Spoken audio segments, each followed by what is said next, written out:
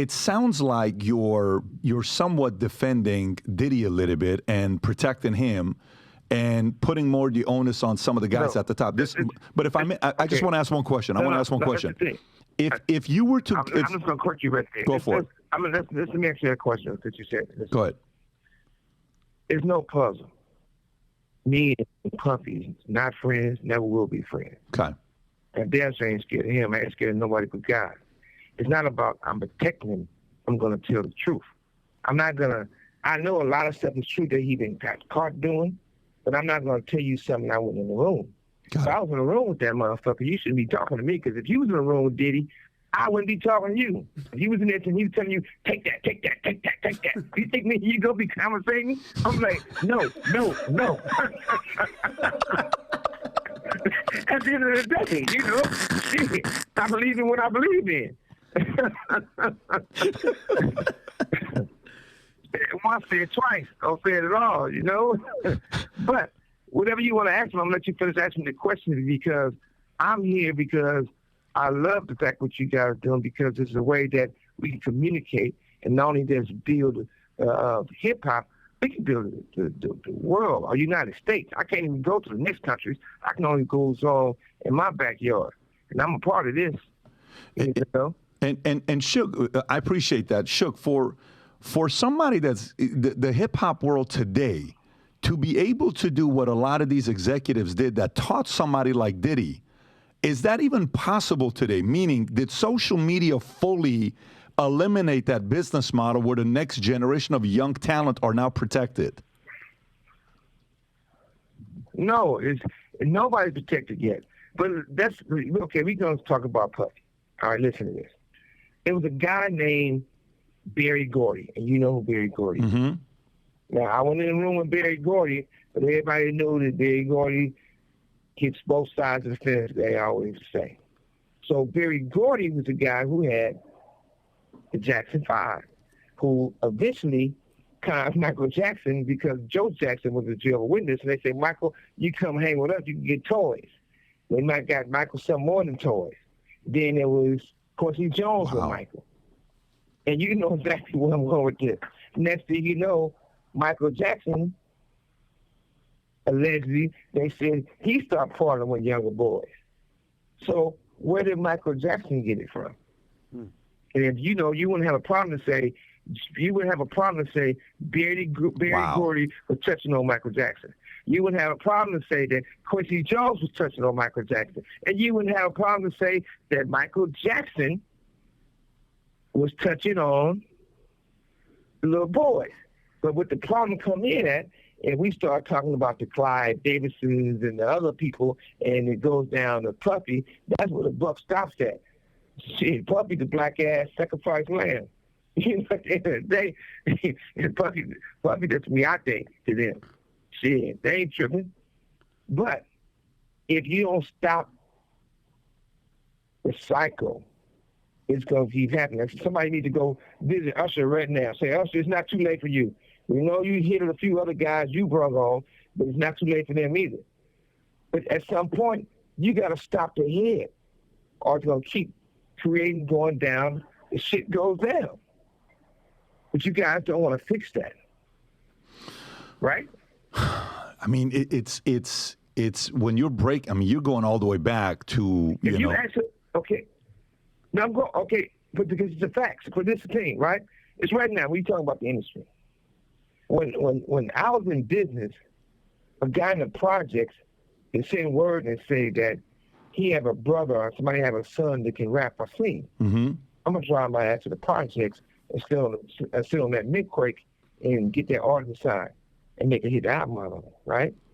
But now what I'm basically saying is they got it so blocked in or locked, they're not giving some of the best talented people the opportunity to be artists.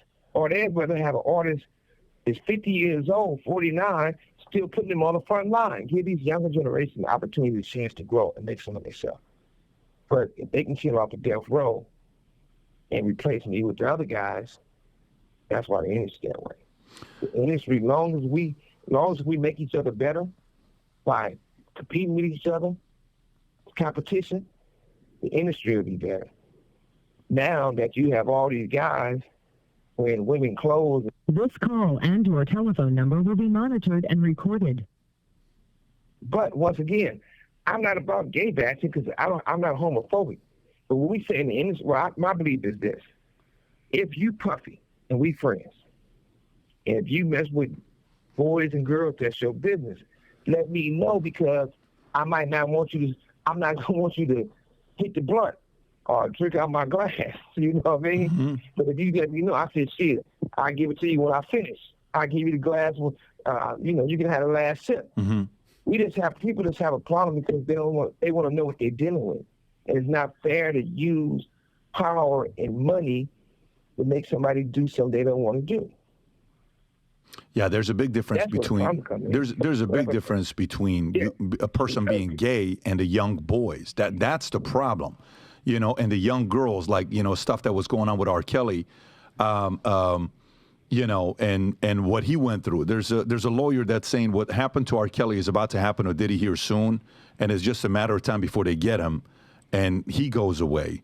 With what happens with them. But let me bring you back to what you were talking about. You were talking about how there's a difference. They come after a guy like you instead of going after these guys. You're talking about Barry Gordy or the Clive Davis or the Lucian Grange. I don't know if you even, the name. Did you ever do anything with Lucian or no? Did you ever have any business dealing with Lucian? Yeah, one of the things that with me is my concern is that I believe we'll always be knowing the problem. Now we got to start working out and have a solution. And people are always going to talk. But I'm from old school where less is best.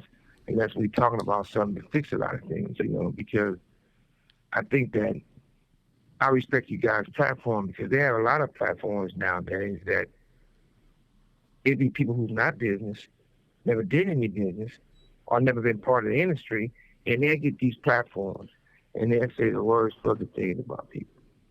It's no big deal, because I look at it like this. If somebody speak on me, I can respect that. But I can't respect that you weren't saying the thing before I came to prison. Because when I was on the street, I'm quite sure people was whispering, but it's knew they didn't let me hear whisper. But it's stuff like I learned so much. Like when I came to the county jail, I was allowed to have no phone calls, no income mail, no outgoing mail, no communication with nobody in the world. And if I wanted to hire an attorney, it had to get approved by county council, which is attorney for the sheriffs, the DA, and the judge.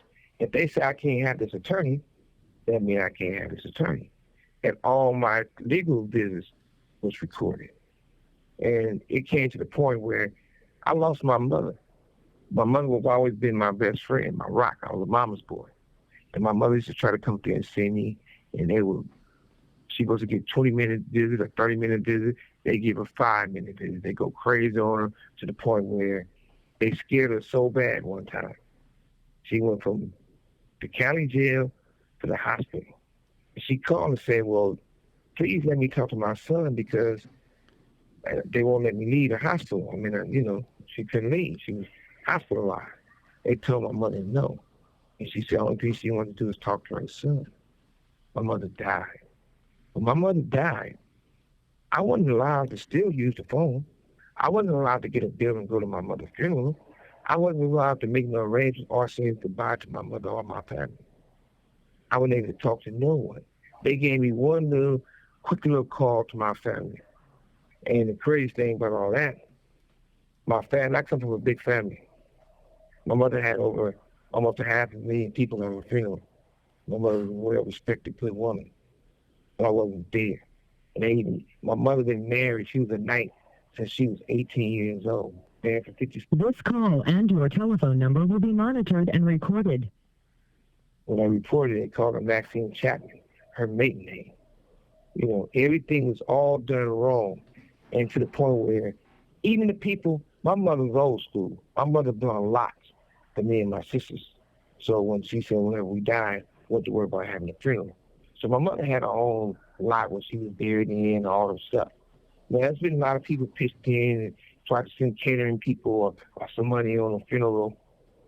And you know what? The same people who sit the money on the funeral go and said, look what I did, look what I did. He couldn't pay for his mother's funeral. His family is stupid. This, right?